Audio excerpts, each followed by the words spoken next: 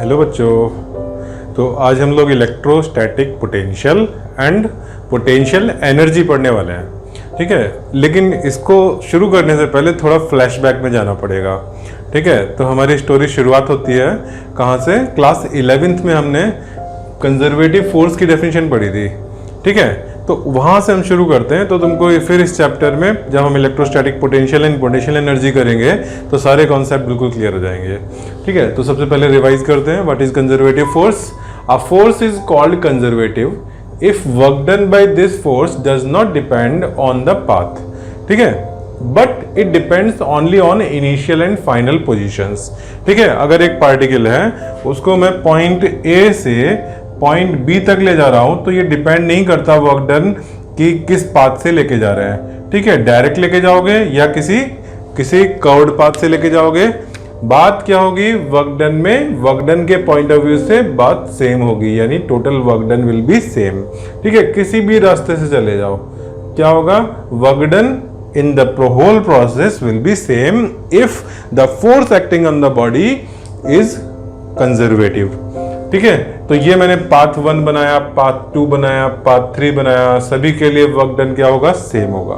ठीक है, this is conservative force. And conservative force में एग्जाम्पल हैं gravitational force, electrostatic force, elastic force और स्प्रिंग फोर्स। ठीक है, elastic and spring force same nature के हैं तो हमने अंडर सेम हेडिंग रखे हैं। क्या सेम नेचर है? कि यहाँ पर जो फोर्स होता है वो प्रोपोर्शनल टू द डिस्प्लेसमेंट होता है and direction opposite to the displacement होता है। ठीक है, और ग्रेविटेशनल एंड इलेक्ट्रोस्टैटिक भी तुम थोड़ा कह सकते हो कि सेम नेचर के हैं। ठीक है, क्यों सेम है? क्योंकि दोनों इनवर्स स्क्वायर लॉ फॉलो करते हैं। इनवर्स स्क्वायर लॉ यानी कि force is inversely proportional to the distance square 1/r²। ठीक है, अच्छा अब ये देखो एक नोट लिखा है मैंने यहाँ पर। क्या नोट लिखा है? Potential and potential energies are defined only for conservative forces. ठीक है, समझ में आई बात? बहुत इंपॉर्टेंट सेंटेंस है ये। पोटेंशियल एंड पोटेंशियल एनर्जी जो हम पढ़ेंगे अभी आगे चल के वो केवल किसके लिए? कंजर्वेटिव फोर्सेस के लिए डिफाइन होते हैं। ठीक है, नॉन कंजर्वेटिव फोर्स जैसे फॉर एग्जांपल जैसे फ्रिक्शन, ठीक है, या कोई एक्सटर्नल अप्लाइड फोर्स है, तो उन फोर्सेस का के करस्पॉन्डिंग कोई भी पोटेंशियल एनर्जी या पोटेंशियल टर्म डिफाइन नहीं होता है। ठीक है, तो कंजर्वेटिव फोर्स तुमने जितने भी पोटेंशियल एनर्जी पढ़े हैं वो केवल यही पढ़े हैं, gravitational potential energy, electrostatic potential energy and spring की पोटेंशियल एनर्जी या इलास्टिक पोटेंशियल एनर्जी। ठीक है, तो this is the basic concept जो तुम्हें याद रखना है। अब हम आते हैं पोटेंशियल एनर्जी के कोई इंट्रोडक्शन में, बट उससे पहले एक एग्जाम्पल करते हैं। इस एग्जाम्पल से फिर मैं जो डिफाइन करूंगा वो तुम्हें समझ में आएगा। ठीक है, बहुत सिंपल सा एग्जाम्पल लिया है। एक पार्टिकल है मास m, इसको हम लिफ्ट कर रहे हैं फ्रॉम द ग्राउंड। ठीक है, अभी फॉर इजीनेस मान लो कि हम उसको वर्टिकली पाथ पर लिफ्ट कर रहे हैं, स्ट्रेट लाइन पाथ पर। ठीक है, lifted from the ground to a point at height h without any acceleration. ठीक है, अच्छा एक्सेलरेशन क्या है? 0 है, यानी कि फोर्सेस क्या होंगे? बैलेंस्ड होंगे। उस पर जो भी फोर्स लग रहे होंगे वो कैंसिल आउट हो जा रहे होंगे, तब भी एक्सेलरेशन 0 होगा। एक्सेलरेशन 0 होगा तो फिर उसकी वेलोसिटी में कोई चेंज नहीं होगा। वेलोसिटी में कोई चेंज नहीं होगा तो इसका मतलब वेलोसिटी के मैग्नीट्यूड में भी चेंज नहीं होगा। तो वेलोसिटी के मैग्नीट्यूड को क्या बोलते हैं? वेलोसिटी के मैग्नीट्यूड को हम स्पेशली इंस्टेंटेनियस वेलोसिटी के जो मैग्नीट्यूड होगा उसको हम इंस्टेंटेनियस स्पीड कह सकते हैं। ठीक है, तो स्पीड उसकी क्या है? कांस्टेंट है। ठीक है, स्पीड इज कांस्टेंट और स्पीड कांस्टेंट है तो काइनेटिक एनर्जी भी कांस्टेंट है, it does not change during the motion. ठीक है, ये गिवन है, सिचुएशन ऐसी है। Now find the number 1 work done by gravitational force, work done by the external force, change in potential energy in this process. ठीक है, तो इन तीनों चीज की बात करते हैं। ये क्लास 9th का बच्चा भी कर सकता है, बट हम लोग जरा इसको एक कॉन्टेक्स्ट में यूज करेंगे इसलिए एक बार कर रहे हैं। देखो ये है बॉडी m मास की, इस पर फोर्सेस कौन से लग रहे होंगे? इस पर डाउनवर्ड तो ग्रेविटी लग रही होगी mg फोर्स, और अपवर्ड क्या लग रहा होगा? इसको लिफ्ट करने वाला जो भी पर्सन होगा, एक्सटर्नल एजेंट उसको बोलते हैं, वो इस पर अपवर्ड फोर्स लगा रहा होगा। ठीक है, उसको मैंने लिख दिया f। बॉडी का मास m, downward gravitational force mg, upward force f। अब ये जो f है मैं चाहता हूं कि it should not have any acceleration, यानी ए शुड बी जीरो। कब ऐसा होगा? जब ये दोनों फोर्सेस इक्वल होंगे। ठीक है, मैग्नीट्यूड में इक्वल होंगे, डायरेक्शन में अपोजिट है, कैंसिल आउट हो जाएंगे। ठीक है, तो फोर्स एफ कितना होना चाहिए? फोर्स एफ की वैल्यू mg होनी चाहिए। ठीक है, डायरेक्शन अपोजिट होना चाहिए, तभी कैंसिल होंगे। नाउ अच्छा, किसी माइंड में ये क्वेश्चन आ रहा हो कि दोनों फोर्सेस इक्वल होंगे तो फिर इसको लिफ्ट कैसे करेंगे? तो उसके लिए हम एक अजम्पशन ले लेते हैं कि हमने उसको इनिशियली एक स्मॉल वेलोसिटी दे दी है। ठीक है, मोमेंटरली सपोज, या ऐसे मान लो कि वो पहले से मूविंग था। ठीक है, बट ड्यूरिंग दिस मोशन जो हम कंसीडर कर रहे हैं उसमें उसकी वेलोसिटी चेंज नहीं होनी चाहिए। ठीक है, बट अगर इनिशियली रेस्ट पे था तो और वेलोसिटी चेंज नहीं करना है तो ऑफ कोर्स वो मूव ही नहीं कर पाएगा। ठीक है, बट उसमें हम मान लेंगे हमने थोड़ा सा उसको वेलोसिटी दे दी है। ठीक है, या उसको हमने पहले से स्टार्टिंग जहां हमने टाइम t को 0 लिया उसके पहले से उसको कुछ वेलोसिटी दे रखी थी। ठीक है, तो वो मूव कर रहा है but without accelerating, without change in its kinetic energy. अब ये कितना हाइट लिफ्ट हो गया? सपोज ये यहाँ पे था, यहाँ से ये लिफ्ट होकर के हाइट h पर आ गया। ठीक है, अच्छा, अब इस ड्यूरेशन में नंबर ए आंसर करते हैं। Work done by gravitational force. Gravitational force किधर लग रहा है? डाउनवर्ड लग रहा है। डिस्प्लेसमेंट किधर हुआ? अपवर्ड हुआ, यानी कि work done equal to F dot S. ठीक है, work done is equal to F vector dot S vector, और एफ किधर है? डाउनवर्ड है। एस किधर है? एच अपवर्ड है, और इनका कॉस 180 लिख दोगे तो क्या हो जाएगा? -1 हो जाएगा, यानी कि -mgh is the work done. ठीक, सेकंड, ये किसका है work done? By gravitational force, और ये ग्रेविटेशनल फोर्स हमारा कैसा है? कंजर्वेटिव फोर्स है। तो हम इसके करस्पॉन्डिंग पोटेंशियल एनर्जी डिफाइन कर सकते हैं, जो कि पार्ट सी में हमने पूछा है। ठीक है, तो ये हमारा हो गया कंजर्वेटिव फोर्स। ठीक है, इसको मैं CF लिख दे रहा हूं, work done by conservative force. B, इसको मैं ग्रेविटी भी लिख सकता हूं, बट अभी मैं इसको कंजर्वेटिव फोर्स लिख रहा हूं। Next, work done by external force, तो उसको मैं EX लिख दे रहा हूं, work done by external force. External force कितना लग रहा है? mg लग रहा है, अपवर्ड लग रहा है, डिस्प्लेसमेंट भी अपवर्ड है, तो यहां cos 0 हो जाएगा डॉट प्रोडक्ट में। तो work done is equal to F dot S is equal to mg force हो गया, एक्सटर्नल अपवर्ड, और h अपवर्ड डिस्प्लेसमेंट हो गया, cos 0 डिग्री हो गया, यानी कि ये mgh आ गया। ठीक है, अब सी बात करते हैं, चेंज इन पोटेंशियल एनर्जी। तो बताओ इसकी पोटेंशियल एनर्जी बढ़ी है कि कम हुई है? ऊपर जाने पे पोटेंशियल एनर्जी क्या होती है? ग्राउंड से ऊपर जाने पे बढ़ती है।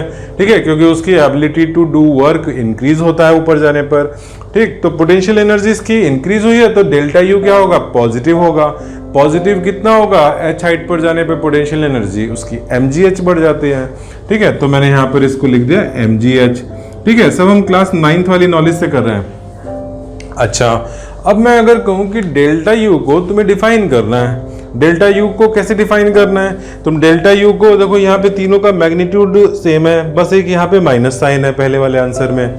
तो अगर मुझे डेल्टा यू को इक्वेट करना है work done by external force, या दूसरा ऑप्शन दे रहे हैं work done by conservative force, लेकिन उसमें निगेटिव साइन है तो हम एक निगेटिव साइन लगा करके बोलेंगे।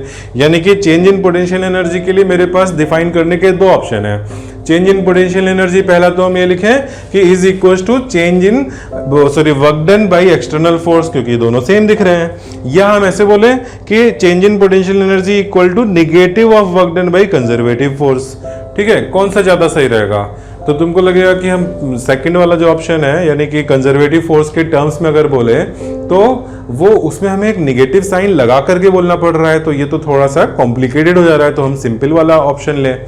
ठीक है, तो तुम क्या कहोगे कि डेल्टा यू कैसे डिफाइन कर देते हैं? Equal to work done by the external force. ठीक है, और ये बड़ा समझ में भी आ रहा है अच्छे से कि एक्सटर्नल फोर्स ने जो वर्क डन किया वो इन्वेस्ट हो गया, वो स्टोर हो गया बॉडी की पोटेंशियल एनर्जी बढ़ा करके उसकी पोटेंशियल एनर्जी में। ठीक है, तो ये तो बड़ा सीधी सी कहानी है। तो हमें डेल्टा यू को डिफाइन करना चाहिए equal to change work done by the external force.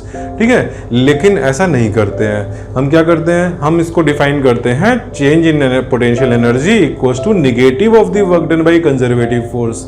ऐसा क्यों करते हैं? तो अब ये सुनो कहानी। अब इसको अगर मैं क्वेश्चन को थोड़ा सा चेंज कर दे रहा हूँ, मैंने यहाँ पे ये कंडीशन हटा दी, विदाउट एक्सेलरेशन वाली कंडीशन हटा दी, यानी कि अब काइनेटिक एनर्जी उसकी चेंज हो सकती है। ठीक है, और मैं क्वेश्चन क्या कर रहा हूं, मैं यहाँ पर एक फोर्स दे रहा हूं which is something other than mg। ठीक है, तो अब particle of mass m is lifted from ground to a point at height h by applying upward external force equal to 2 mg. Then find work done by gravitational force, work done by external force, change in potential energy in this process. ठीक है, अब मैंने यहाँ पे क्या कर दिया, यहाँ पर मैंने एक्सटर्नल फोर्स को 2 mg कर दिया. ठीक है, अच्छा अब जरा फिर से कैलकुलेशन करते हैं.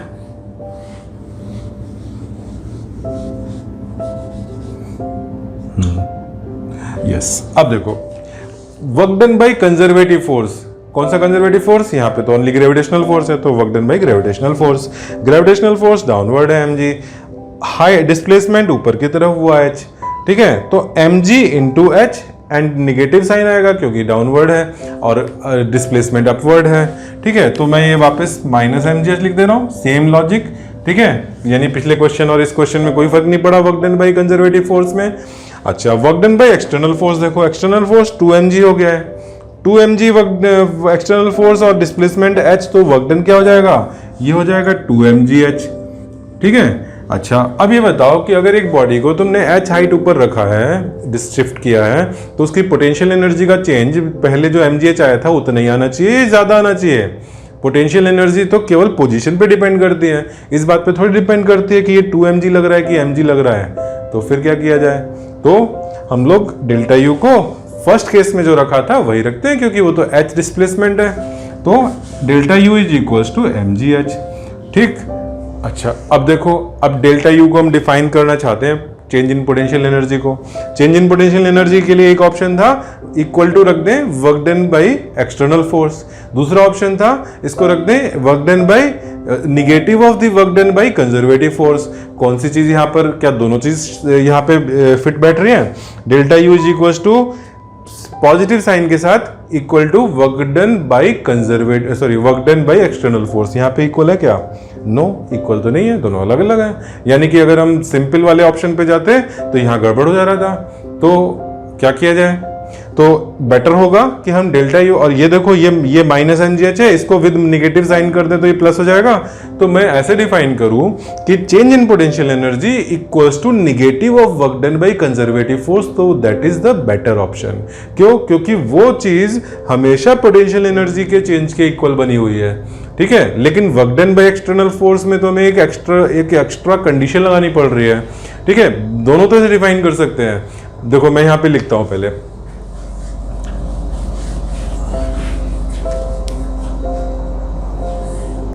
तो हमने यहाँ पे देखो डेफिनेशन लिखी है, दो डेफिनेशन लिखी है. डेफिनेशन नंबर 1 है delta U change in potential energy equals to negative of work done by conservative force. ठीक है, हमने देखा था कि दोनों केस में जो क्वेश्चन नंबर 1 और 2 में ये डेफिनेशन हमारी हमेशा सही रही. दूसरा, delta U is equals to work done by external force. यहाँ हमने कोई साइन चेंज नहीं किया है, तो ये चीज पहले केस में तो सही थी, बट दूसरे केस में जब हमने फोर्स लगा दिया 2 mg का तब ये रॉन्ग हो गया. ठीक है, तो क्यों ये रॉन्ग हो गया? क्योंकि इसमें हमने जो कंडीशन पहले वाले में रखी थी कि kinetic energy should remain constant या एक्सेलरेशन 0 होना चाहिए, वो कंडीशन सेकंड वाले में ट्रू नहीं थी. ठीक है, तो वहां एक्सेलरेशन हो गया, काइनेटिक एनर्जी चेंज हो गई. ठीक है, तो मैं अगर इसको ऐसे डिफाइन करूं कि this delta U is equals to work done by external force, that is okay, but provided that. ठीक है, यानी कि on the condition that provided kinetic energy of the body doesn't change.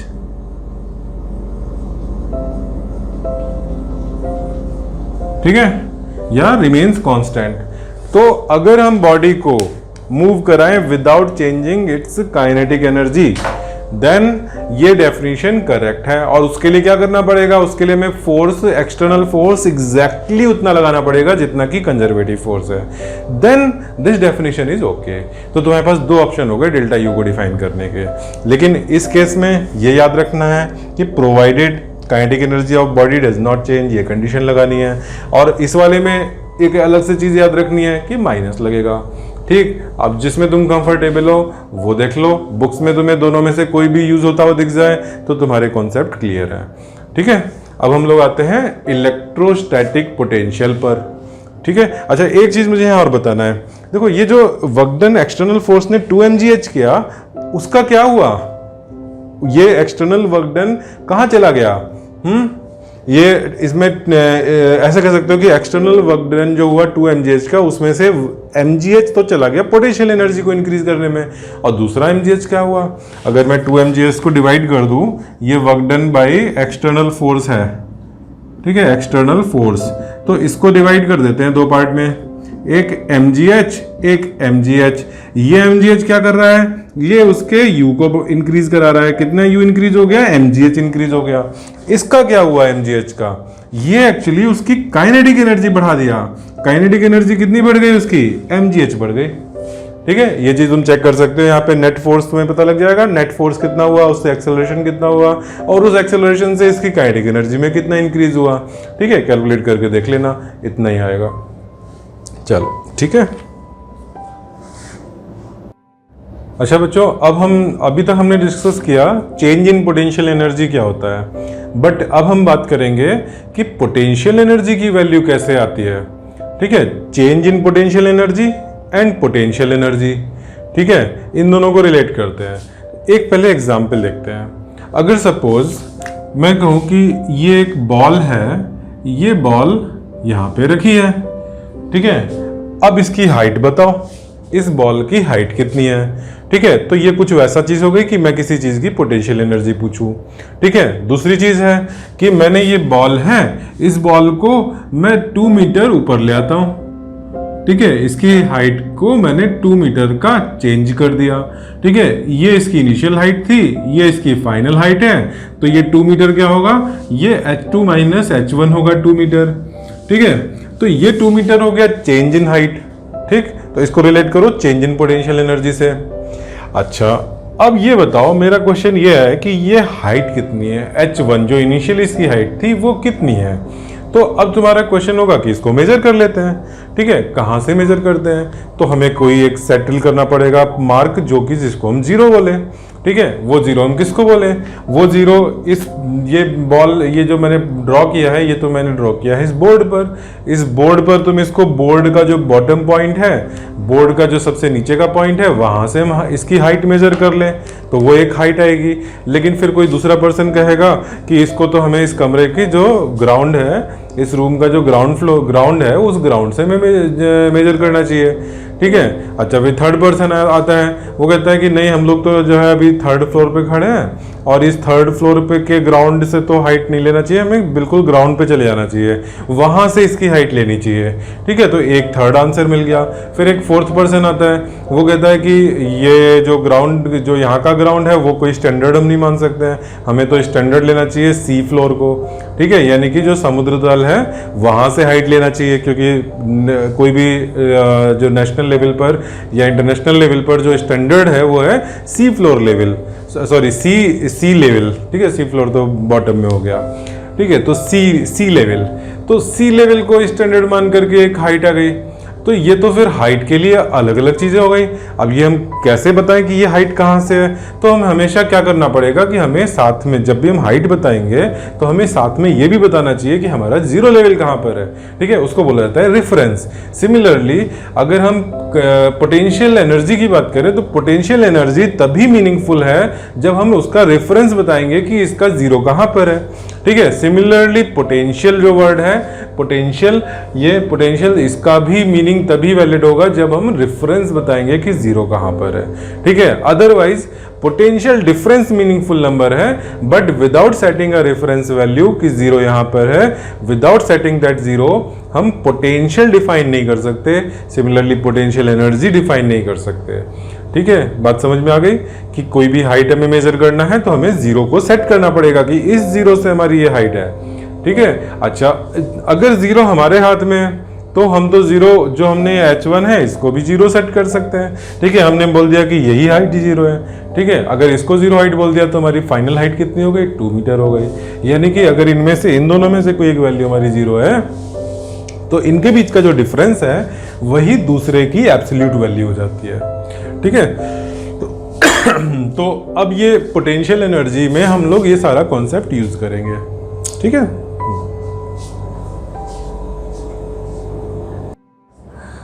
अच्छा तो क्या क्या बात हो गई, एक बार रिवाइज करते हैं। हम लोगों ने सबसे पहले पोटेंशियल एनर्जी में चेंज को डिफाइन किया था, which is negative of the work done by conservative force. ठीक है, या हम ये भी बोल सकते हैं which is equal to work done by the external force provided that kinetic energy of the body has not changed. ठीक है, ये हम लोगों ने डिस्कस किया। फिर हमने बात कर ली एब्सोल्यूट वैल्यू एंड चेंज की। ठीक है, अब तीसरी चीज पर आते हैं कि पोटेंशियल एनर्जी कब पॉजिटिव होनी चाहिए, कब नेगेटिव होनी चाहिए, कब जीरो होनी चाहिए। ठीक है, तो इस बात पे बात करते हैं। अब ये देखो, मैंने यहाँ पर अगर बॉडी को ग्रेविटी, ये हम ग्रेविटेशन का एग्जांपल लेते हैं क्योंकि वो इजीली फील होता है। ठीक है, और फिर मैं चार्ज वाला भी एग्जांपल लूंगा। अगर मैंने एक बॉडी को यहाँ पे ग्रेविटी इस डायरेक्शन में है, ठीक है, जी डाउनवर्ड डायरेक्शन में है, तो अगर मैंने एक बॉल को 2 मीटर ऊपर उठाया तो ये तो पक्का है ना कि पोटेंशियल एनर्जी कहाँ पे ज्यादा है कहाँ पे कम है। लोअर पॉइंट पे कम है, ऊपर ले जाने में ग्रेविटी के अगेंस्ट वर्क हुआ तो ऊपर हायर एनर्जी है। ठीक है, या ये कह सकते हो कि यहाँ पे नीचे से ऊपर ले जाने में ग्रेविटी का work done by the conservative force negative था, तो change in potential energy negative का निगेटिव यानी पॉजिटिव हो गया। ठीक है, तो चेंज इन पोटेंशियल एनर्जी अगर पॉजिटिव है यानी कि फाइनल वैल्यू हायर है।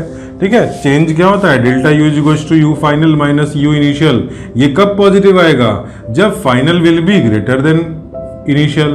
ठीक है, तो यहां पर ये चीज तो पक्की हो गई कि ग्रेविटी के अगेंस्ट ऊपर जाने पर पोटेंशियल एनर्जी बढ़ रही है। ठीक है, ग्रेविटी कौन है, कंजर्वेटिव फोर्स है, कंजर्वेटिव फोर्स के अगेंस्ट जाने में पोटेंशियल एनर्जी बढ़ती है। अब हम लोग चार्ज के कॉन्टेक्स्ट में आते हैं। चार्ज के कॉन्टेक्स्ट में देखो, एक पॉजिटिव चार्ज है, सपोज ये हमारा सोर्स चार्ज है। ठीक है, यहां पे मैंने एक पॉइंट लिया जो कि r1 डिस्टेंस पर है, इसको r इनिशियल बोल देते हैं। यहां पर हमारा एक पॉजिटिव टेस्ट चार्ज रखा है। ठीक है, और ये इसकी पोजीशन है 0.1। वहां से ये शिफ्ट करके हम r2 पर ला रहे हैं, विच इज डिस्टेंस r2। ठीक है, ये पॉइंट है P2। पहले ज्यादा फार अवे था और फिर नियर आ गया, इस सोर्स चार्ज के पास में आ गया। दोनों चार्जेस पॉजिटिव हैं। ठीक है, पॉइंट चार्ज जो हम टेस्ट चार्ज ले रहे हैं वो भी पॉजिटिव है और सोर्स चार्ज भी पॉजिटिव है। तो ये बताओ कि इस यहां से यहां लाने में, P1 से P2 लाने में जो कंजर्वेटिव फोर्स है, इलेक्ट्रोस्टैटिक फोर्स है, वो रिपल्शन है या अट्रैक्शन है। तो that is repulsion because both are of same nature, positive है दोनों चार्ज। तो रिपल्शन इस तरफ लग रहा है, राइटवर्ड लग रहा है, और हम उसको लेके किधर जा रहे हैं, ये कंजर्वेटिव फोर्स है जो कि राइटवर्ड लग रहा है, और लेकर के हम डिस्प्लेसमेंट लेफ्ट में जा रहे हैं। तो work done by the conservative force negative है, negative of work done by conservative force will be positive, यानी डेल्टा यू क्या हुआ, पॉजिटिव हुआ। डेल्टा यू पॉजिटिव यानी यू फाइनल इज ग्रेटर। तो ये जो पॉइंट है वहां पर यू फाइनल ग्रेटर है और यहाँ पर यू इनिशियल स्मॉलर है। ठीक है, ऐसे इसको फील करके देख सकते हो कि हमने यहाँ से उस पॉजिटिव चार्ज को बड़ी मुश्किल से लेके आए इधर। ठीक है, मुश्किल से लेके आए हो तो उसमें पोटेंशियल एनर्जी स्टोर हुई, इंक्रीज हुई। ठीक है, एक्सटर्नल एजेंट ने वर्क किया, वो वर्क उसके पोटेंशियल एनर्जी को बढ़ाने में गया। ठीक है, तो ये समझ में आया कि दोनों पॉजिटिव चार्ज के केस में ये वाली जो पोटेंशियल एनर्जी वो हायर है और ये लोअर है। ठीक, अब मुझे क्या करना है, अब मुझे जीरो एनर्जी सेट करना है। ठीक है, मैं जीरो रेफरेंस कहाँ पे लूँ, तो जीरो रेफरेंस लेना एक तो आर्बिट्री चॉइस होती है। हमको किसी पर्टिकुलर क्वेश्चन में जहां सुटेबल हो वहां पे जीरो ले सकते हैं। ठीक है, बट हमें बताना पड़ेगा, मेंशन करना पड़ेगा कि हम यहाँ जीरो ले रहे हैं। ठीक है, अगर क्वेश्चन ऑब्जेक्टिव क्वेश्चन है तो वहां तो आंसर पहले से फ्रेम रहते हैं, तो वहां पे तुम्हें समझना पड़ेगा कि क्वेश्चन में जो एग्जामिनर है उसने कहाँ पे लिया हुआ है। ठीक है, अगर कहीं पे मेंशन नहीं है तो हम इलेक्ट्रोस्टैटिक्स के कॉन्टेक्स्ट में इनफाइनाइट डिस्टेंस पर जीरो लेते हैं। ठीक है, यहाँ पे देखो ये पॉजिटिव, ये हायर वैल्यू है, ये लोअर वैल्यू है, तो जीरो कहाँ पे, इनफाइनाइट पे। तो इनफाइनाइट के अलावा कोई भी पॉइंट फाइनाइट डिस्टेंस पर होगा तो वहां पर पोटेंशियल एनर्जी क्या होगी, उस जीरो से हायर होगी। ठीक है, इनफाइनाइट तो सबसे ज्यादा दूर हो गया ना। अब कोई भी पॉइंट अदर पॉइंट होगा जो कि फाइनाइट डिस्टेंस पर है तो वो उस इनफाइनाइट के कंपैरिजन में पास में होगा, पास में होगा तो हायर एनर्जी होगी। और जीरो से हायर क्या होता है, पॉजिटिव नंबर होता है। तो पॉजिटिव सोर्स चार्ज के लिए और पॉजिटिव टेस्ट चार्ज का पेयर होगा तो potential energy is always positive. इस चीज को हम ऐसे भी कह सकते हैं कि जब भी रिपल्शन होता है, जो कंजर्वेटिव फोर्स है that is of repelling nature, तो वहां पर सिस्टम की पोटेंशियल एनर्जी पॉजिटिव होती है। ठीक है, अब इसी को जस्ट उल्टा कर दो, जैसे ग्रेविटी हो वहां पे अट्रैक्टिव होता है, या एक चार्ज पॉजिटिव है एक चार्ज निगेटिव है, कोई भी एक पॉजिटिव कोई भी एक निगेटिव। ठीक है, तो उसमें क्या होगा, फोर्स अट्रैक्टिव होगा। अट्रैक्टिव होगा तो फिर पोटेंशियल एनर्जी कहां पर हायर होगी कहां पर लोअर होगी, तो इनफाइनाइट पर हाईएस्ट होगी। ठीक है, और पास में लेते आओगे तो लो उससे उसके कंपैरिजन में कम हो जाएगी। अब हमने इनफाइनाइट को अगर जीरो दिया हुआ है पोटेंशियल एनर्जी, तो जब पास में लेके आओगे तो क्या होगा, पास में लेके आने पर जीरो से क्या स्मॉलर यानी निगेटिव हो जाएगी। ठीक है, तो जब भी अट्रैक्टिव फोर्सेस होंगे तो पोटेंशियल एनर्जी कैसी होगी, सिस्टम की निगेटिव होगी। ठीक है, तो when the charges are of opposite nature then potential energy is negative. When we are talking about gravitational potential energy, जो कि हमेशा ग्रेविटेशनल फोर्स अट्रैक्टिव होता है, तो वहां पर पोटेंशियल एनर्जी निगेटिव होगी। ठीक है, तो ये हम एब्सोल्यूट वैल्यू के बारे में बात कर रहे हैं जब हमने रेफरेंस जीरो सेट कर दिया है तब। ठीक है, अच्छा ग्रेविटेशन में कंफ्यूजन होता है, मैं जरा दोनों को कंपेयर करते हुए चल रहा हूं जिससे कि तुम्हारे माइंड में क्लैरिटी हो जाए। ठीक है, ग्रेविटेशन में कंफ्यूजन होता है क्या कि हमने फॉर्मूला पोटेंशियल एनर्जी का एक तो ये देखा है mgh, और एक फॉर्मूला पोटेंशियल एनर्जी का ये भी देखा है -G m1m2/r।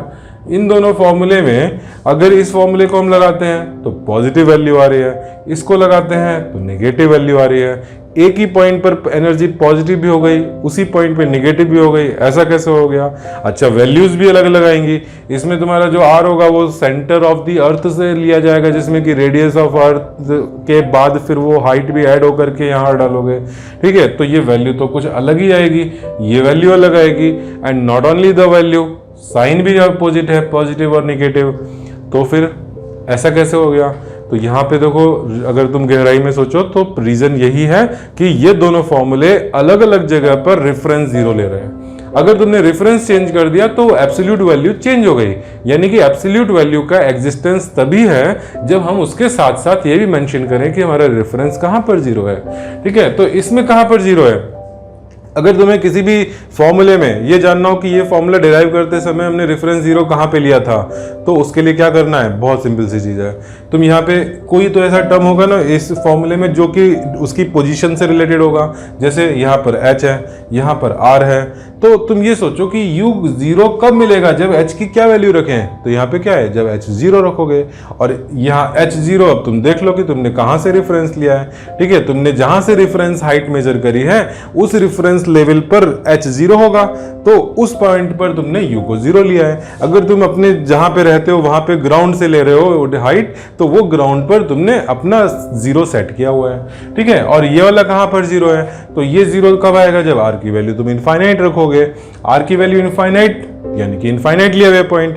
तो जब हम ग्रेविटी में प्लैनेट्स के बारे में बात करते हैं, जब सोलर बॉडीज के बारे में बात करते हैं, ठीक है, अलग अलग जब इस तरह के बड़े लेवल पे बात करते हैं, तो या कोई सैटेलाइट हमें लॉन्च करना है, तो उस सिचुएशन में जनरली हम ये फॉर्मूला यूज करते हैं। और जब हम कन्फाइन रहते हैं, एक बॉडी एक मास है, वो हमारी लैब में या हमारे रूम में हम एक्सपेरिमेंट कर रहे हैं, ठीक है, वहां पर एक बॉडी ऊपर उठाई या एक प्रोजेक्टाइल थ्रो किया, तो वहां पर हमारा इससे काम चल जाता है। ठीक है, तो ये कॉन्टेक्स्ट समझ लो। अगर कहीं पर हमें सैटेलाइट लॉन्च करना है, ठीक है, जहां पर रेडियस ऑफ अर्थ के कंपेरेबल डिस्टेंसेस आ रहे हैं, तो वहां पर मुझे पोटेंशियल एनर्जी के लिए ये फॉर्मूला यूज नहीं करना है। ये कहाँ यूज करना है, ये ऐसी जगह पे यूज करना है जहां पर जी की वैल्यू कांस्टेंट हो थ्रू आउट द मोशन, जी की वैल्यू चेंज नहीं हो रही हो। ठीक है, जी की वैल्यू तो डिस्टेंस पे डिपेंड करती है सेंटर ऑफ अर्थ से, तो उससे उस सेंटर ऑफ अर्थ से उस बॉडी का मोशन इतना ज्यादा दूर नहीं जाना चाहिए कि वो तुम्हारा रेडियस ऑफ अर्थ के सामने कंपेरेबल हो। ठीक है, रेडियस ऑफ अर्थ के सामने वो नेग्लिजिबल होना चाहिए जितना भी वो अपना पाथ पे मूव कर रहे हैं। ठीक है, तो चलो हम लोगों ने क्या क्या पॉइंट अभी डिस्कस किया कि कहाँ पर पॉजिटिव रखना है, कहाँ पर निगेटिव रखना है पोटेंशियल एनर्जी। और जब हम पोटेंशियल एनर्जी को साइन दे देंगे तो फिर पोटेंशियल तो उससे बहुत इजीली रिलेट हो जाएगा। ठीक है, वो हम अभी देखेंगे। अभी पोटेंशियल एनर्जी को डिराइव करते हैं। ठीक है, कैसे हम पोटेंशियल एनर्जी का एक्सप्रेशन इलेक्ट्रोस्टैटिक्स के कॉन्टेक्स्ट में डिराइव करेंगे। ठीक है, तो हम कैसे करेंगे, स्कीम जरा सुन लो। डेल्टा यू हमने अभी देखा था, negative of the work done by conservative force, वो हम कैलकुलेट करेंगे। ठीक है, अच्छा वर्क डन की कैलकुलेशन कैसे करते हैं, थोड़ा सा क्विकली रिवीजन कर लें 11th का। वर्क डन के कैलकुलेशन के लिए तुमने एक फॉर्मूला 9th क्लास में पढ़ा था। क्या पढ़ा था, force into displacement. Class 11th में पढ़ा था फोर्स डॉट डिस्प्लेसमेंट। और क्लास 11th में एक और चीज पढ़ी थी, integration F dot D S. अब ये बताओ इनमें से कौन सा यूज किया जाएगा, कि जो हम जिस कॉन्टेक्स्ट में बात कर रहे हैं, सपोज ये कॉन्टेक्स्ट है, ये हमारा सोर्स चार्ज है और यहाँ पर हम P1 से P2 तक एक स्मॉल चार्ज स्मॉल q लेकर के आ रहे हैं। ये सोर्स चार्ज कैपिटल Q है। ठीक है, इस कॉन्टेक्स्ट में बताओ कि मुझे P1 से P2 तक लाने में जो वर्क डन करना है, वो वर्क डन कैलकुलेशन के लिए कौन सा फॉर्मूला यूज होगा। देखो Fs 9th क्लास कब यूज होता है, जब फोर्स एंड डिस्प्लेसमेंट पैरेलल है। ठीक है, बस इतना सा प्लस। अच्छा एक और एजम्पशन है, फोर्स इज अ कांस्टेंट।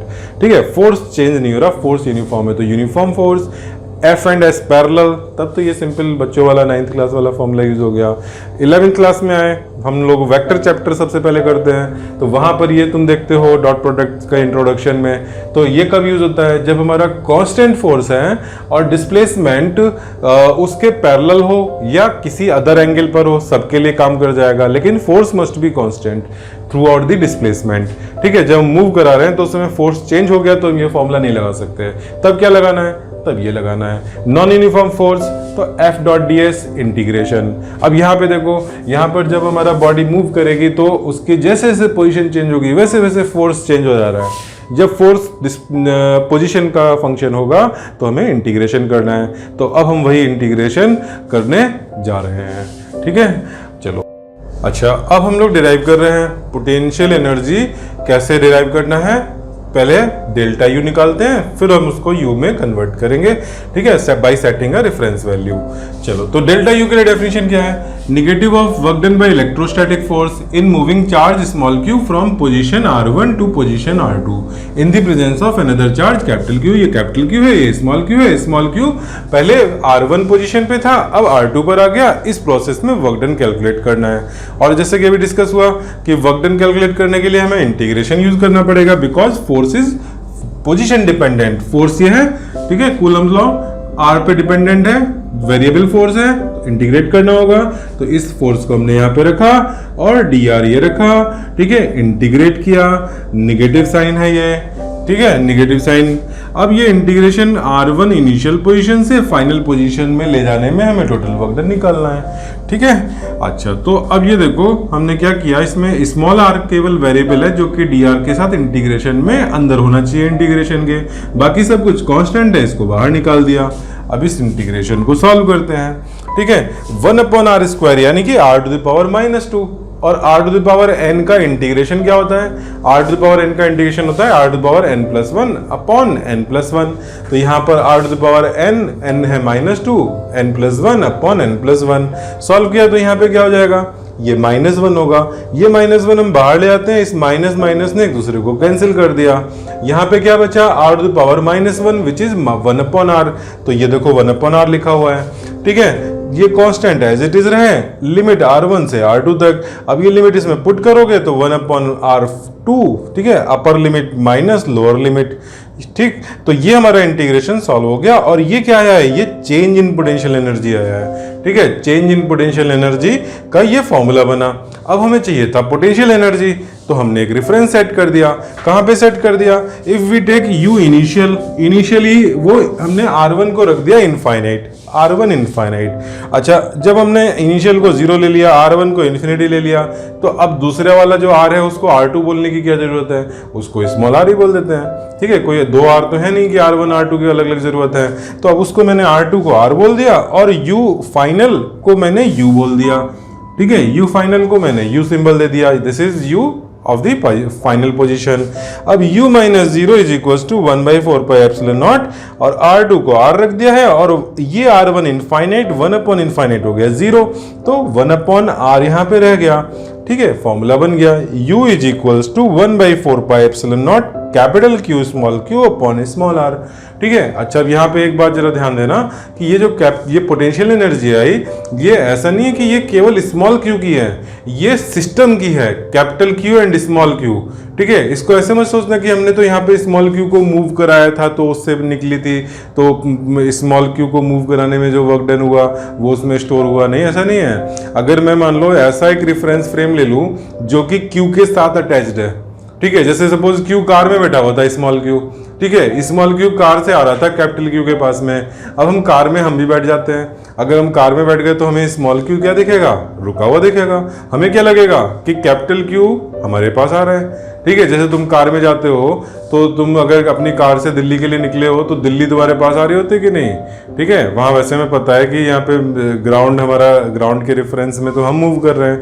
ठीक है, बट अगर तुम वैसे देखो कि हमारे रिलेटिव जो स्टेशनरी ऑब्जेक्ट्स हैं वो मूव कर रहे हैं। तुम ट्रेन में बैठे होते हो तो तुम्हें पेड़ मूव करता हुआ दिखता है, ठीक है, बाकी बाहर की सारी चीजें मूव करते हुए दिखती है। तो बिल्कुल सिमिलर मैनर में यहाँ पर मैं एक पॉइंट क्लियर करना चाहता हूँ कि स्मॉल Q कैपिटल Q, इनमें ऐसा नहीं है कि स्मॉल Q मूव कर रहा था तो उसकी काइनेटिक एनर्जी, उसकी पोटेंशियल एनर्जी सिस्टम की होती है। तो capital Q and small q का जो पेयर है इसकी पोटेंशियल एनर्जी में चेंज आया। ठीक है, अगर ऑब्जेक्ट दूर से पास आ रहा है तो इस सिस्टम की पोटेंशियल एनर्जी, अच्छा ऑब्जेक्ट यहाँ पे भी थोड़ा सा क्लैरिफिकेशन किया जाए कि इन दोनों ऑब्जेक्ट के बीच का डिस्टेंस रिड्यूस हो रहा है, जो कि रिपेलिंग फोर्सेस के में एक दूसरे पे लगा रहे हैं, तो इनके बीच का डिस्टेंस रिड्यूस हो रहा है। मूव कोई भी करे, कैपिटल Q मूव करे या स्मॉल q मूव करे, ठीक है, इससे फर्क नहीं पड़ता है। यहाँ पे रिलेटिव बात करी जाती है। तो रिलेटिव में अगर दोनों पॉजिटिव फोर्सेस हैं जो कि एक दूसरे पे रिपल्शन लगा रहे हैं, उनके बीच का डिस्टेंस या उनके बीच की जो पोजीशन का डिफरेंस है दैट इज रिड्यूसिंग, तो potential energy is increasing. Potential energy increase हो रही है, तो जो पोटेंशियल एनर्जी रेफरेंस हम ले रहे हैं जीरो कब, जब ये दोनों के बीच का डिस्टेंस इनफाइनाइट है। ठीक है, तो उस रेफरेंस के उस कॉन्टेक्स्ट में ये जो पोटेंशियल एनर्जी है दिस इज पॉजिटिव। फॉर्मूला क्या बना, फॉर्मूला ये लिखा हुआ है 1/4πε0 product of the charge upon small r। ठीक है, इसको इलेक्ट्रिक ये कूलम्स लॉ से कंपेयर करो तो क्या डिफरेंस दिख रहा है कि नीचे r² नहीं है, पोटेंशियल एनर्जी में नीचे r² नहीं है। ठीक है, चलो तो ये तो बात हो गई पोटेंशियल एनर्जी की। अच्छा बच्चों, अब हम बात करते हैं पोटेंशियल डिफरेंस एंड पोटेंशियल के रिलेशन की। ठीक है, पोटेंशियल डिफरेंस एंड पोटेंशियल, ठीक है, ये दो टर्म, और पहले हम लोगों ने दो टर्म्स देखे थे, potential energy and difference in potential energy. ठीक है, तो ये बड़ा कंफ्यूजन क्रिएट करते हैं वर्ड्स। ठीक है, एक बार इन सबको सामने एक साथ कंपैरेटिव स्टडी कर लिया जाए तो हमेशा के लिए सारा कंफ्यूजन दूर हो जाएगा। ठीक है, क्योंकि बहुत ही सिंपल कॉन्सेप्ट है ये, बस एक बार तुम्हें सामने देखने की जरूरत है कि चारों चीजों को एक साथ देख लो। तो मैंने यहाँ पे सबसे पहले क्या लिखा है, इलेक्ट्रोस्टैटिक पोटेंशियल एनर्जी। ठीक है, मैंने भी डिस्कस किया था इलेक्ट्रोस्टैटिक पोटेंशियल एनर्जी किसकी होती है, सिस्टम की होती है। ठीक है, मैंने यहाँ पे क्या लिखा है, electrostatic potential energy of a charge.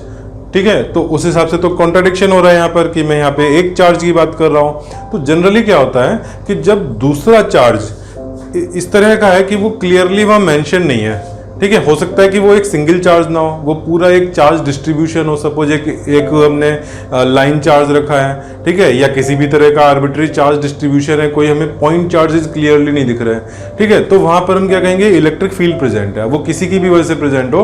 तो जहां हम सोर्स को डिस्क्राइब नहीं करते हैं तो वहां हम क्या कहेंगे, वहां पर हम कहेंगे electrostatic potential energy of a charge. ठीक है, ये वाला हमारा टेस्ट चार्ज वाला हो गया जिसको कि हम मूव करा रहे हैं, तो हम उसकी पोटेंशियल एनर्जी उसको मेंशन कर देते हैं। ठीक है, तो कॉन्टेक्स्ट के अकॉर्डिंग अपने आप इसको समझना है कि ये इसमें जो पोटेंशियल एनर्जी है वो फॉर 2 गिवन चार्जेस है, 3 चार्जेस है, ठीक है, 4 चार्जेस है, या यहाँ पर ये एक तो टेस्ट चार्ज तो दिख रहा है हमें, लेकिन बाकी चार्जेस दिख ही नहीं रहे, वो इलेक्ट्रिक फील्ड प्रेजेंट है, हमें नहीं पता किसकी वजह से प्रेजेंट है।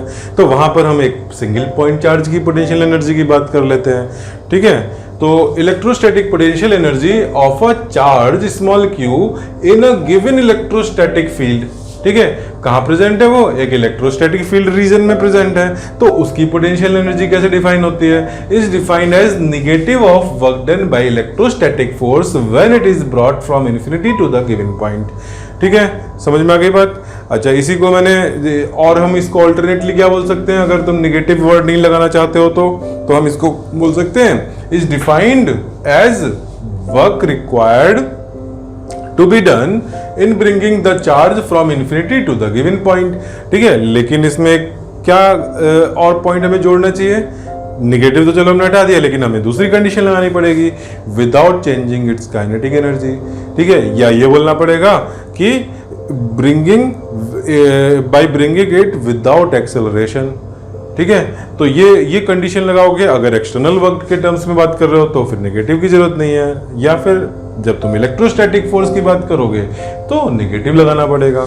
ठीक है, नाउ अच्छा, एनसीईआरटी में यहाँ ये पॉइंट मिस कर दिया। एनसीईआरटी में जो पोटेंशियल एनर्जी की डेफिनेशन है वहाँ देखोगे तो वहाँ पर उन्होंने नेगेटिव नहीं यूज़ किया है, यानी पॉजिटिव यूज़ किया है, और साथ में ये मेंशन नहीं किया है कि हमें इसको कैसे लेकर के आना है। ठीक है, वहाँ पे जो डेफिनेशन दी है वहाँ पे छोटा सा ये एक माइनर मिस्टेक है। Next, electrostatic potential energy of an assembly of charge. जब मोर देन 2 चार्जेस हैं, 3 चार्ज, 4 चार्ज, n चार्जेस, तो हम इसकी पोटेंशियल एनर्जी को कैसे डिफाइन करेंगे। अभी हमने 2 चार्जेस में तो डिफाइन कर दिया था कि एक चार्ज को हमने लेकर के R1 से R2 तक मूव करा दिया था, तो उसमें वर्क डन कैलकुलेट कर लिया था। लेकिन अगर 2 से ज़्यादा चार्जेस हैं तब क्या करना है, तो देखो, electrostatic potential energy of an assembly of charge से Q1, Q2 up to Qn is defined as negative of the work done by electrostatic forces during the process of assembling the given charge from given charges। ठीक है, multiple charges हैं, assembling the given charges from infinity to their respective positions। यानी कि अगर मैं suppose एक छोटा सा एग्जांपल देता हूं कि मैंने ट्रायंगल के कॉर्नर पे मैंने charge Q1, Q2 and Q3 assemble करके बनाया। ठीक है, ट्रायंगल बना दिया, तो ये इसकी पोटेंशियल एनर्जी का क्या मतलब है, वर्क रिक्वायर्ड या work done by negative of the work done by electrostatic force in assembling this system. ठीक है, यानी फाइनली ये पोजीशंस हैं इनकी, और इनिशियली क्या थी, इनिशियली ये सब एक दूसरे से इनफाइनाइट अवे थे, कोई भी दो के बीच में फाइनाइट डिस्टेंस नहीं था, तो वहां से इनफाइनाइट से ला करके इनको यहाँ अरेंज किया है। ठीक है, अच्छा, हम इनफाइनाइट से सबको लेके आ रहे हैं, इसके बजाय एक ऑल्टरनेट ये भी सोच सकते हो कि एक चार्ज यहाँ पे पहले से प्रेजेंट था, सपोज Q1 यहाँ पहले से प्रेजेंट था, और Q2 को हम इनफाइनाइट ले गए, Q3 को इनफाइनाइट ले गए, और Q3 Q2 आपस में भी एक दूसरे से इनफाइनाइट पर है, तो वो अरेंजमेंट, या मैं Q1 को भी इधर इनफाइनाइट ले जाऊँ, Q2 को उधर, Q3 को इधर इनफाइनाइट, ये दोनों बातें सेम है। यानी Q1 तुम जहाँ Q1 पहले चार्ज को चाहे जहाँ भी रख लो। ठीक है, पहला चार्ज सपोज तुम इनफाइनाइट से यहाँ ला रहे हो और ये Q2 Q3 का यहाँ फील्ड प्रेजेंट नहीं है, तो Q1 को लाने में कोई वर्क डन नहीं हुआ होगा। ठीक है, तो Q1 को लाना या ना लाना बराबर है, उससे कोई फर्क नहीं पड़ रहा, तो Q1 को तुम यहीं पे रख सकते हो, Q2 Q3 को तुम इनफाइनाइट से लेकर के आ सकते हो। ठीक है, तो यहाँ पे potential energy of a system feel आ गया कि हमें ये जो गिवन अरेंजमेंट है 3 का है, 4 का है, ठीक है, n नंबर ऑफ चार्जेस का, ये हम लोग अगले लेक्चर में इस पर डिटेल में बात करेंगे। ठीक है, अब आ जाओ potential, what is potential, electrostatic potential. अच्छा, एक चीज और मैं तुम्हें बोलूंगा कि लैंग्वेज बड़ा ध्यान से देखो, यहाँ पर हमने पोटेंशियल एनर्जी की बात करी तो इसके 2 कॉन्टेक्स्ट बताए, potential energy of a charge, potential energy of the system of charges. ठीक है, ये लैंग्वेज इस तरह से यूज कर सकते हो। दूसरा, पोटेंशियल की बात कर रहे हैं तो electrostatic potential of a charge नहीं बोलते हैं। ठीक है, ना तो सोर्स चार्ज का हम नाम ले रहे हैं, ना उसका चार्ज का नाम ले रहे हैं, टेस्ट चार्ज का। ठीक है, ये किसी पॉइंट की प्रॉपर्टी होती है। ठीक है, किसी पॉइंट की, जहां इलेक्ट्रिक फील्ड प्रेजेंट है उस रीजन में एक पॉइंट की प्रॉपर्टी है, तो हम electrostatic potential of a point कहते हैं। ठीक है, अच्छा, ये किसकी वजह से है, ये सोर्स चार्ज की वजह से है, टेस्ट चार्ज की वजह से नहीं है पोटेंशियल। वहां टेस्ट चार्ज ना भी रखा हो तो भी उसका पोटेंशियल है उस पॉइंट का अपना। ठीक है, तो इसमें टेस्ट चार्ज का कोई रोल नहीं है, वो वहां हो या नहीं हो हमें उससे मतलब नहीं है। ठीक है, तो किसकी वजह से है, सोर्स चार्ज ने जो फील्ड क्रिएट किया उसकी वजह से है। हो सकता है कि सोर्स चार्ज एक सिंगल पॉइंट चार्ज नहीं हो, बहुत सारे पॉइंट चार्जेस हो जिनको हम डिस्क्रीट चार्जेस बोलते हैं, या हो सकता है कि वो कंटिन्यूअस चार्ज सिस्टम हो। तो पोटेंशियल सबकी वजह से हो सकता है, लेकिन पोटेंशियल किसका होता है? एक पॉइंट का होता है, ठीक है। और वो पॉइंट इलेक्ट्रिक फील्ड रीजन में होना चाहिए। अगर इलेक्ट्रिक फील्ड प्रेजेंट ही नहीं है तो वहाँ पोटेंशियल भी नहीं होगा, ठीक। तो अब इलेक्ट्रोस्टैटिक पोटेंशियल, अच्छा मैं एक करेक्शन कर दूं, कहीं पे इलेक्ट्रिक फील्ड अगर प्रेजेंट नहीं है और आसपास में फील्ड प्रेजेंट है, बट किसी पॉइंट पर, किसी एक पर्टिकुलर पॉइंट पर फील्ड प्रेजेंट नहीं है, ठीक है, तो इसका मतलब जरूरी नहीं है कि वहाँ पोटेंशियल जीरो होगा, ठीक है। ये सब बात हम लोग अभी और आगे डिस्कस करेंगे जब इलेक्ट्रिक फील्ड एंड पोटेंशियल का इंटर रिलेशन बात करेंगे। मैंने अभी जिस कॉन्टेक्स्ट में कहा था वो कॉन्टेक्स्ट ये था कि कहीं पर इलेक्ट्रिक फील्ड दूर दूर तक कहीं नहीं है, इलेक्ट्रिक फील्ड रीजन वो इलेक्ट्रिक फील्ड फ्री रीजन है, ठीक है।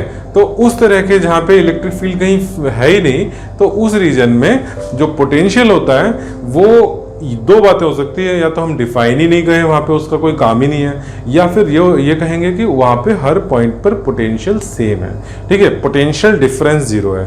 अब तुम पोटेंशियल डिफरेंस जीरो है यानी कि पोटेंशियल सेम हो गया। पोटेंशियल की एब्सोल्यूट वैल्यू डिपेंड करेगी कि हम वहाँ पर कहीं कोई रेफरेंस जीरो ले सकते हैं कि नहीं ले सकते हैं, ठीक है। चलो उस पॉइंट से वापस आते हैं। Electrostatic potential of a point होता है, ठीक है, ये बात समझ में आ गई। नेक्स्ट, इसको डिफाइन कैसे किया? It is defined as the negative of work done by electrostatic force in bringing a unit charge from infinity to that given point. दो बातें यहाँ पे, यूनिट चार्ज को लेके आना है। पोटेंशियल एनर्जी में हमने जो गिवन चार्ज था उसको लेके आए थे, तो वो चार्ज जितना भी था, ठीक है, वो 1 यूनिट 2 यूनिट 3 यूनिट कुछ भी हो सकता है, और वहां पोटेंशियल एनर्जी उसकी वैल्यू पे डिपेंड कर रही थी। याद है फॉर्मूला हमने डिराइव किया था, तो उसमें कैपिटल क्यू भी आया था, स्मॉल क्यू भी आया था, तो स्मॉल क्यू पर भी डिपेंड कर रही थी। यानी पोटेंशियल एनर्जी में स्मॉल क्यू का रोल इंपॉर्टेंट है, बट पोटेंशियल में स्मॉल क्यू का रोल इंपॉर्टेंट नहीं है, ठीक है। तो यहाँ पर दो बातें, पहली बात कि यूनिट चार्ज लेके आना है, ठीक है, अभी हम फॉर्मूला नीचे देखेंगे। और दूसरी बात कि कहां से लेके आना है? इनफाइनाइट से टू दैट गिवन पॉइंट, जिस पॉइंट पर पोटेंशियल की बात कर रहे हैं उस पॉइंट पर, ठीक है, उस पॉइंट पर लेके आना है इनफाइनाइट से, ठीक। तो potential energy of a point is defined as the work negative of the work done by electrostatic force in bringing it from infinity to that given point. Next, इसको जरा एक फॉर्मूला बना देते हैं। अगर suppose work done by electrostatic force in bringing the charge small Q, unit नहीं अभी लिया हमने, स्मॉल क्यू लिया है, स्मॉल क्यू चार्ज को लाने में W वर्क डन हुआ बाय इलेक्ट्रोस्टैटिक फोर्स, तो पोटेंशियल एट P क्या होगा? Negative of W by Q। अगर ये W हम ऐसे डिफाइन करते हैं, work required to be done, required to be done का मतलब होता है एक्सटर्नल फोर्स का वर्क डन, तो फिर हम और साथ में कंडीशन भी लगा देते हैं विदाउट चेंजिंग काइनेटिक एनर्जी, तो फॉर्मूला क्या बनता है? Potential energy at P equal to positive sign W by Q, simply W by Q, ठीक है। तो ये बात तो बहुत बार रिपीट हो चुकी है कि W दो तरह के होते हैं, बाय एक्सटर्नल फोर्स या दूसरा कंजर्वेटिव फोर्स। कंजर्वेटिव फोर्स यहाँ हमारे कॉन्टेक्स्ट में इलेक्ट्रोस्टैटिक फोर्स है, ठीक है, तो अब तुमको पूरा अच्छे समझ में आ गया होगा।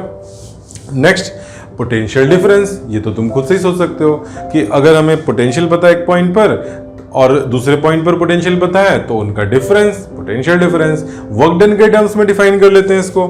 It is defined as negative of work done by electrostatic force in moving a unit charge from one of the given point to the other given point, ठीक है। पॉइंट ए से पॉइंट बी अगर move कर रहे हो तो potential energy, potential difference कैसे define होता है, जरा यहाँ पे नोट करो, ठीक है। ये कई बार न्यूमेरिकल में अगर हमको भी जरा भी थोड़ा सा कंफ्यूजन है तो आंसर में साइन की गड़बड़ हो जाती है, प्लस का माइनस आ जाता है, माइनस का प्लस आ जाता है, ठीक है। तो मैं जरा इस चीज को यहाँ पे क्लियर कर रहा हूँ। अगर मान लो मैंने VA माइनस VB लिखा, ठीक है, और इसको मैं लिख रहा हूँ negative of the work done, चलो अभी छोड़ते हैं, अभी हम लोग एक्सटर्नल फोर्स का वर्क डन लिखते हैं क्योंकि बुक्स में ज्यादातर वही यूज होता है, ठीक है। तो मैं अब यहाँ पर डिफाइन कर रहा हूँ ये work done, let W is equals to work done by external force,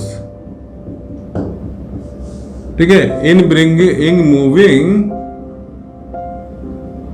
charge Q from, अच्छा VA माइनस VB लिखा है, तो हम चार्ज कहां से कहां मूव करा रहे होंगे?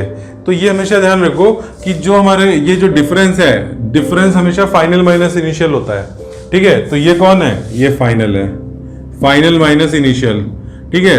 तो हमारी फाइनल पोजीशन कौन सी है? यहाँ फाइनल लिखा है, तो ये ए पोजीशन है, इनिशियल लिखा है बी के लिए तो बी इनिशियल पोजीशन हो गई। तो फ्रॉम बी टू ए, ठीक है, W is work done in by external force in moving charge from B to A। थोड़ा सा और अगर क्लियर, अगर तुम्हें बिल्कुल प्रिसाइज बोलना है तो साथ में बोल दो विदाउट चेंजिंग काइनेटिक एनर्जी, ठीक है। तो दैट वर्क डन W, ठीक है, कहां से कहां तक, B to A लाने में, पर यूनिट चार्ज, तो यहां चार्ज स्मॉल q लिया था तो स्मॉल q से डिवाइड कर दिया, ठीक, समझ में आ गई बात।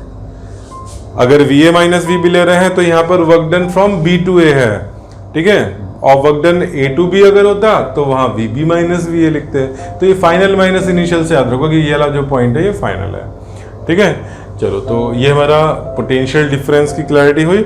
कई बार न्यूमेरिकल होते हैं, बहुत इजी से न्यूमेरिकल होते हैं, उसमें वर्क डन पूछ लेते हैं, ठीक है। तुम्हें पॉइंट दे दिया, सपोज यहाँ पे पॉइंट A, इसकी पोटेंशियल है 50 वोल्ट, ठीक है, तुम B पे लेके जा रहे हो, उसका पोटेंशियल है -20 वोल्ट, ठीक है। ये एग्जाम्पल लिख लो जल्दी से। एग्जाम्पल A VA भी गिवन है, VB गिवन है, find work done bye A external force, B electrostatic force,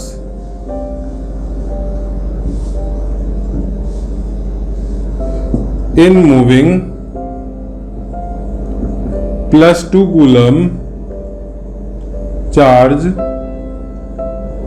from B to A। चलो ये कर लो क्वेश्चन जल्दी से आंसर।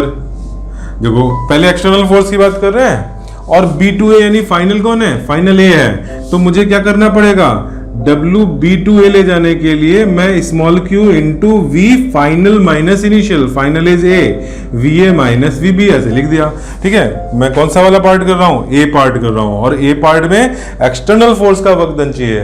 एक्सटर्नल फोर्स का वर्क डन किसके इक्वल होता है, Q इंटू पोटेंशियल डिफरेंस, ठीक है। तो Q इंटू पोटेंशियल डिफरेंस में Q कितना हो गया, 2 हो गया, और पोटेंशियल डिफरेंस VA रख दिया हमने 50 माइनस -20 क्या हो गया, 70 इंटू 2 140 जूल, ये वर्क डन हो गया, ठीक है। अब इसी का बी पार्ट करो, work done by electrostatic force. Electrostatic force के वर्क डन के लिए तुमने जो अभी कैलकुलेट किया उसका निगेटिव कर देंगे, ठीक है। या अगर हम बिल्कुल बेसिक से करें, चलो बिल्कुल डेफिनेशन से ही करते हैं, तो वहां पर हम डेल्टा वी को कैसे डिफाइन करेंगे, डेल्टा वी को डिफाइन करेंगे negative of the work done upon charge. तो work done by electrostatic force from B to A will be negative of Q into delta V, V final minus V initial। बात समझ में आई, delta V is equal to negative of work done upon charge.